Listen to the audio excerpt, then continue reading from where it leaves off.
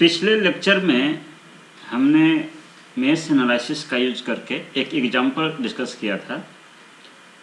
अब हम लोग एग्जाम्पल 2 डिस्कस करते हैं। Example 2, find the current in resistor R using mesh analysis. Mesh analysis का यूज करके दिए गए सर्किट में आर रजिस्टेंस के थ्रू कितना करंट फ्लो कर रहा है उसका वैल्यू हमें कैलकुलेट करना है, और आर का वैल्यू 1 ओम दिया हुआ है। इसी प्रॉब्लम को हमने नोड एनालिसिस का यूज करके भी सॉल्व किया था, और मेश एनालिसिस का यूज करके जब हम इसको सॉल्व करेंगे तो भी सेम आंसर आएगा। तो मेश एनालिसिस का यूज करने के लिए इसमें जो लूप्स हमें दिख रहे हैं उसमें हम लूप करंट मान लेते हैं इसको कि ये लूप 1 है, ये लूप 2 है और ये लूप 3 है। तो लूप 1 में हम मान लेते हैं कि I1 करंट फ्लो कर रहा है, लूप 2 में I2 करंट फ्लो कर रहा है और लूप 3 में I3 करंट फ्लो कर रहा है। हमने तीनों इंडिपेंडेंट लूप्स को लूप माना है। आप चाहें तो लूप 1 इसको मान सकते हैं, लूप 2 इसको मान सकते हैं और लूप 3 आप बड़े वाले लूप को मान सकते हैं, तो उससे भी आपका सेम आंसर ही आएगा। तो हम इंडिविजुअल लूप्स को हम लूप मानते हुए और प्रत्येक लूप का करंट हमने डिफाइन कर दिया कि लूप 1 में I1, लूप 2 में I2 और लूप 3 में I3 करंट फ्लो कर रहा है। उसके बाद हम बारी बारी से सारे लूप्स में यानी तीनों लूप्स में किरचॉफ्स का वोल्टेज लॉ यानी कि KVL अप्लाई करेंगे। KVL अप्लाई करने का मतलब है कि जो लूप 1 है, इस लूप को बनाने में जो भी ब्रांच कनेक्टेड हैं उन प्रत्येक ब्रांच के क्रॉस जो वोल्टेज है उसका समेशन अलजेब्रिक सम हम 0 से इक्वेट करेंगे, तो फिर हमें एक इक्वेशन मिलेगा। उसी प्रकार से फिर लूप 2 में हम KVL अप्लाई करेंगे, यानी जो भी ब्रांचेज लूप 2 से कनेक्टेड हैं उसके क्रॉस जो वोल्टेज होगा उसका अलजेब्रिक सम हम 0 से इक्वेट करेंगे, तो एक और इक्वेशन मिलेगा। और ये लूप 3 में भी हम KVL अप्लाई करेंगे, यानी कि जो लूप 3 के जो ब्रांचेज हैं उसके क्रॉस वोल्टेज का अलजेब्रिक सम हम 0 से इक्वेट करेंगे और फिर हमें एक और इक्वेशन मिलेगा। तो इस प्रकार से हमें 3 इक्वेशन मिलेंगे और हमें 3 अननोन क्वांटिटी है I1, I2 और I3। इन तीनों इक्वेशंस को हम सॉल्व करेंगे तो हमें I1, I2 और I3 का वैल्यू पता चल जाएगा, यानी अननोन क्वांटिटी जो I1, I2, I3 है उसका वैल्यू हमें पता चल जाएगा। उसके बाद हमें पता करना था क्वेश्चन में कि R रेजिस्टेंस के अक्रॉस इसके थ्रू कितना करंट फ्लो कर रहा है। तो इस सर्किट में हम देख रहे हैं कि जो R रेजिस्टेंस है उसके थ्रू सिर्फ I2 करंट फ्लो कर रहा है, यानी कि जो I2 का जो वैल्यू आएगा वही करंट इस रेजिस्टेंस के थ्रू फ्लो करेगा, वही हमारा आंसर होगा। तो हम देखते हैं, ये सर्किट है हमारा। मान लिया है हमने कि लूप 1 में I1 करंट फ्लो करता है और लूप 2 में I2 करंट और लूप 3 में I3 करंट फ्लो कर रहा है। उसके बाद यहाँ आपको लिखना भी होगा कि let current I1 flows through loop 1, I2 through loop 2 and I3 in loop 3, इतना लिखना होगा। उसके बाद अप्लाइंग KVL इन लूप 1 में हम KVL अप्लाई करेंगे। तो लूप 1 में KVL अप्लाई करने के बाद हम लिख सकते हैं, जब लूप 1 में KVL अप्लाई करेंगे तो इसमें लूप 1 में आपका 3 ब्रांच कनेक्टेड हैं, एक ये ब्रांच है और एक ये ब्रांच है। ये चौथा ब्रांच, ये वाला ब्रांच जो है इसमें कोई रेजिस्टेंस नहीं है, ये शॉर्ट सर्किट है, तो इसके क्रॉस वोल्टेज 0 होगा। तो लूप का डायरेक्शन में, जो लूप का डायरेक्शन हमने माना है, आप किसी डायरेक्शन में मान सकते हैं। तो लूप का डायरेक्शन में हम यहाँ से शुरू कर रहे हैं और फिर वापस इस लूप में हम यहीं तक पहुँचेंगे। तो जब हम यहाँ से शुरू करेंगे तो पहले हमें ये वाला ब्रांच मिलेगा लूप का डायरेक्शन में, यानी कि जो 1 ओम का जो रेजिस्टेंस है इसके क्रॉस कितना वोल्टेज है इसको ज्ञात करने के लिए हमें V = होता है I × R। तो जो 1 ओम का जो रेजिस्टेंस है इसके थ्रू करंट फ्लो कर रहा है, I1 करंट फ्लो कर रहा है I1 करंट को ही लूप करंट हमने माना है और इस ब्रांच के थ्रू सिर्फ I1 ही फ्लो कर रहा है और रेजिस्टेंस है 1 ओम। तो हम लिख सकते हैं यानी कि इसके अक्रॉस जो वोल्टेज होगा 1 ओम रेजिस्टेंस के अक्रॉस जो वोल्टेज होगा वो होगा 1 इंटू I1 यानी I करंट इंटू रेजिस्टेंस, ये वोल्टेज हो गया। और लूप का डायरेक्शन में यहाँ पे आपका करंट, चूँकि करंट का जो डायरेक्शन है उसके अनुसार पोलरिटी होगी वोल्टेज की, यहाँ प्लस होगी यहाँ माइनस होगी, तो हम प्लस से माइनस की तरफ जा रहे हैं इसलिए हम इसको प्लस में लिखेंगे। अब हम इस रेजिस्टेंस के अक्रॉस जो वोल्टेज होगा उसको लिखेंगे। तो इसके अक्रॉस वोल्टेज लिखने के लिए हम पहले ये देखेंगे कि इस रेजिस्टेंस के थ्रू कितना करंट फ्लो कर रहा है। तो ये जो 1 ओम का जो रेजिस्टेंस है इसके थ्रू दो करंट फ्लो कर रहा है। एक तो ये I1 करंट जो है ये भी डाउनवर्ड डायरेक्शन में फ्लो कर रहा है और एक I2 करंट जो है ये भी करंट आपका अपवर्ड डायरेक्शन में फ्लो कर रहा है और दोनों करंट का जो डायरेक्शन है वो एक दूसरे के अपोजिट है, यानी नेट करंट जो फ्लो कर रहा है 1 ओम के थ्रू वो आपका I1 माइनस I2 होगा, या इसको आप I2 माइनस I1 भी लिख सकते हैं।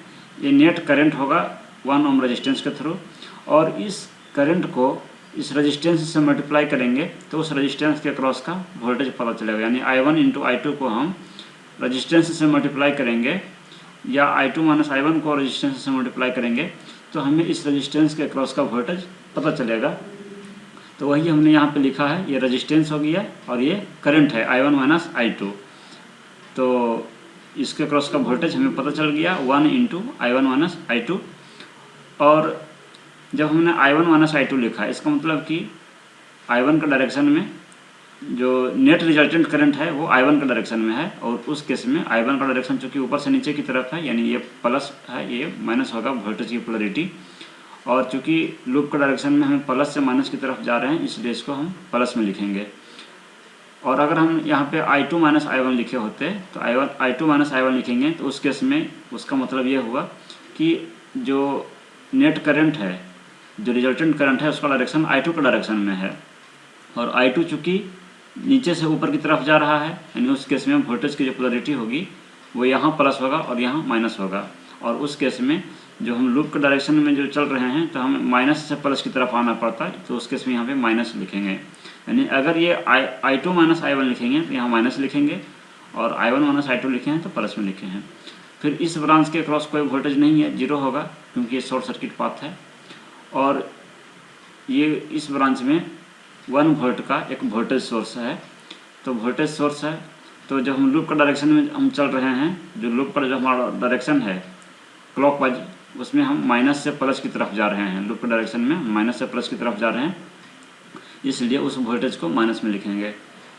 तो लूप 1 में जो भी ब्रांचेज कनेक्टेड हैं उसके अक्रॉस का वोल्टेज हमने लिख लिया, उसका अलजेब्रिक सम हमने कर लिया और उसको हम 0 से इक्वेट करेंगे क्योंकि ये किरचॉफ्स का वोल्टेज लॉ कहता है कि किसी भी लूप में जो वोल्टेज का जो सम होगा वो 0 होगा, अलजेब्रिक सम 0 होगा। इसको सिंप्लीफाई करेंगे, I1 यहाँ पे है, I1 यहाँ पे है, 2I1 हो गया और माइनस I2 और इस 1 को राइट हैंड साइड में कर देंगे तो प्लस 1 हो जाएगा। तो ये हमें एक इक्वेशन मिल गया, इसको हम इक्वेशन 1 मान लिए। उसी प्रकार से अब हम जो लूप 2 है इसमें हम KVL अप्लाई करेंगे।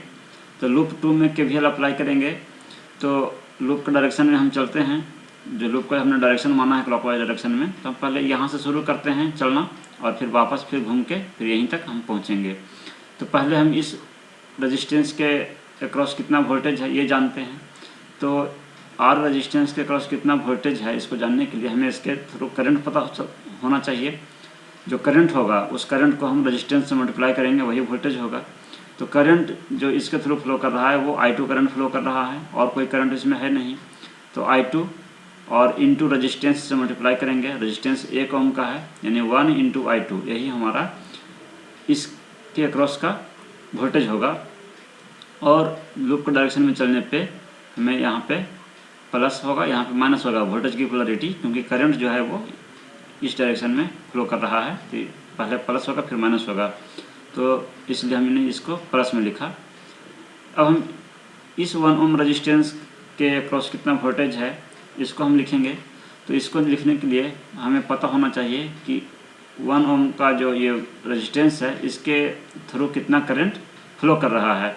तो अगर हम देखें तो ये I2 करंट जो है वो भी आपका डाउनवर्ड डायरेक्शन में फ्लो कर रहा है, और ये लूप 3 का जो I3 करंट है ये भी इस ब्रांच के थ्रू फ्लो कर रहा है, यानी जो और दोनों का जो डायरेक्शन है वो अपोजिट है। यानी कि जो रिजल्टेंट करंट फ्लो करेगा 1 ओम के थ्रू वो आपका होगा I2 माइनस I3, यानी कि जो रिजल्टेंट करंट होगा वो होगा I2 माइनस I3, या आप इसको I3 माइनस I2 भी कर सकते हैं, जो भी ज़्यादा करंट हो। तो लेकिन अभी चूँकि ये अननोन क्वांटिटी है इसलिए हमें पता नहीं है, इसलिए हम इसको I2 माइनस I3 या I3 माइनस I2 लिख सकते हैं। और इस नेट करंट को हम रजिस्टेंस से मल्टीप्लाई करेंगे, 1 ओम से मल्टीप्लाई करेंगे तो हमें उसके अक्रॉस का वोल्टेज पता चल जाएगा इंटू 1। तो वही हमने यहाँ पे लिखा है 1 into I2 minus I3। Loop 2 में हम चल रहे हैं तो हम ये मान के चल रहे हैं कि I2 ज़्यादा है, इसलिए I2 माइनस I3 हमने यहाँ पे लिखा है। जब I2 माइनस I3 लिखा है इसका मतलब है कि जो रिजल्टेंट करंट है वो I2 के डायरेक्शन में है, और I2 चूँकि ऊपर से नीचे की तरफ आ रहा है, यहाँ पोलरिटी प्लस होगी यहाँ माइनस होगी, और लूप का डायरेक्शन में हम प्लस से माइनस की तरफ जा रहे हैं तो इसलिए यहाँ पे प्लस लिखे हैं। अगर हम यहाँ पे I3 माइनस I2 अगर यहाँ पे लिखेंगे I3 माइनस I2, जब हम I3 माइनस I2 लिखेंगे इसका मतलब है कि जो नेट करंट का जो डायरेक्शन है वो I3 के डायरेक्शन में है, और I3 का डायरेक्शन नीचे से ऊपर की तरफ है, यानी उस केस में वोल्टेज की पोलरिटी यहाँ प्लस होगी और यहाँ माइनस होगी। और फिर चूँकि हम जो लूप में चल रहे हैं तो उसमें हमें माइनस से प्लस की तरफ आना पड़ता, तो उस केस में यहाँ पे माइनस हो जाएगा, यानी कि I3 माइनस I2 अगर हम यहाँ पे लिखेंगे तो यहाँ हमें माइनस लिखना होगा। अब हम उसके बाद अब इस ब्रांच में चलते हैं, इसमें कोई भी रेजिस्टेंस या वोल्टेज सोर्स नहीं कनेक्टेड है, इसलिए इसका जो वोल्टेज है वो 0 है, इसको हमने नहीं लिखा है। अब इस ब्रांच का इस 1 ओम का जो रेजिस्टेंस है इसके अक्रॉस कितना वोल्टेज है उसको लिखेंगे। तो इसके अक्रॉस का वोल्टेज लिखने के लिए जो करंट होगा इस 1 ओम के थ्रू और जो रेजिस्टेंस है उसको मल्टीप्लाई करेंगे। तो करंट होगा, इसमें 2 करंट फ्लो कर रहे हैं, एक I1 भी फ्लो कर रहा है और एक I2 भी फ्लो कर रहा है। तो जो नेट करंट होगा वो I1 माइनस I2 या I2 माइनस I1 हम इसको लिख सकते हैं।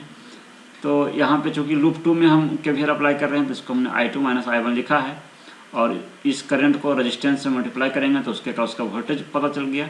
और चूँकि हमने I2 माइनस I1 लिखा है इसका मतलब है कि जो नेट करंट का जो डायरेक्शन है वो I2 के डायरेक्शन में है, यानी कि नीचे से ऊपर की तरफ है, यानी कि नीचे यहाँ प्लस है और यहाँ माइनस होगा वोल्टेज की पोलरिटी। और लूप के डायरेक्शन में चलने पे हमें पहले प्लस मिल रहा है फिर माइनस मिल रहा है, इसलिए यहाँ पे हम प्लस में लिखेंगे और इज इक्वल टू 0 करेंगे, क्योंकि जहाँ से हम शुरू किए थे वहाँ तक पहुँच गए। तो अब हम इसको सिंप्लीफाई करेंगे, तो यहाँ पे आपका माइनस I1 है, माइनस I1 यहाँ पे लिख दिए, I2 3 जगह पे है, यहाँ भी है, यहाँ भी है, यहाँ भी है, तो तीनों ऐड हो जाएंगे तो 3I2 हो गया और माइनस I3 और इक्वल टू 0। तो इसको हमने इक्वेशन 2 मान लिया। 2 इक्वेशन हमें पता चल गए।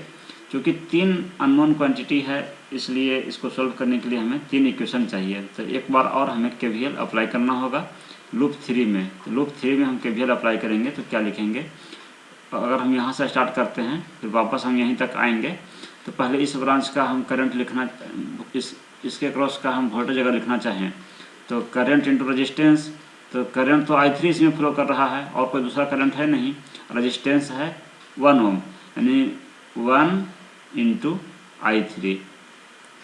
इस ब्रांच के अक्रॉस का वोल्टेज लिखेंगे तो जो इसके थ्रू करंट है वो I3 करंट ही है, सिर्फ I3 करंट है, और रेजिस्टेंस है 1 ओम, यानी कि 1 इंटू I3।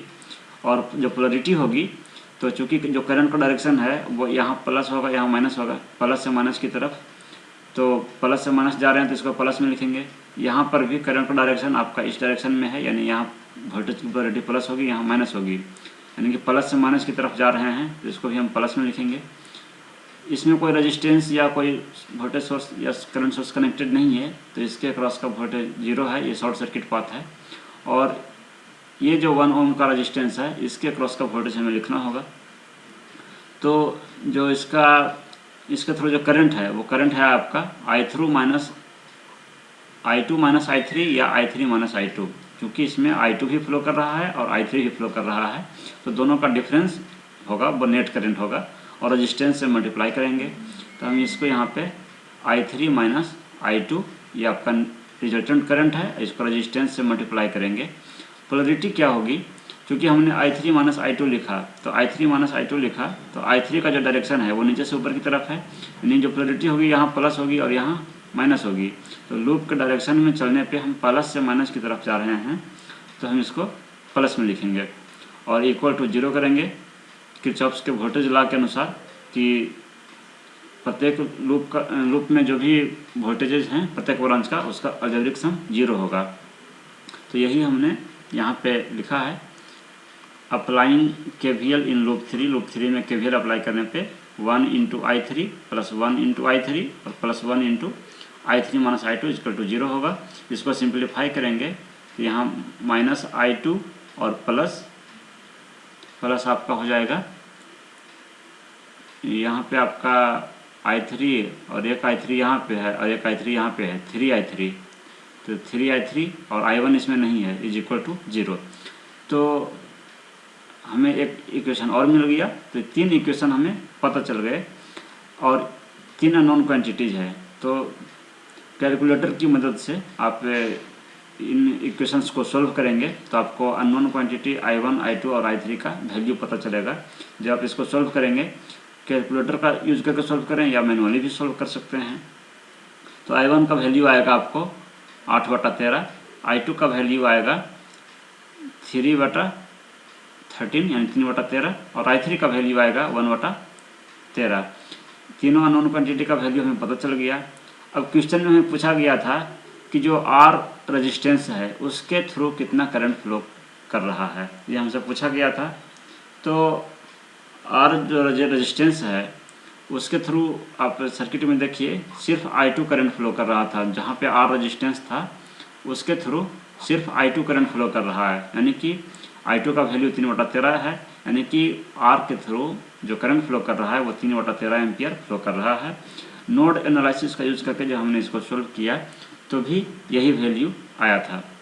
ठीक है, तो एग्जाम्पल 3 को हम अगले लेक्चर में डिस्कस करेंगे। Thank you.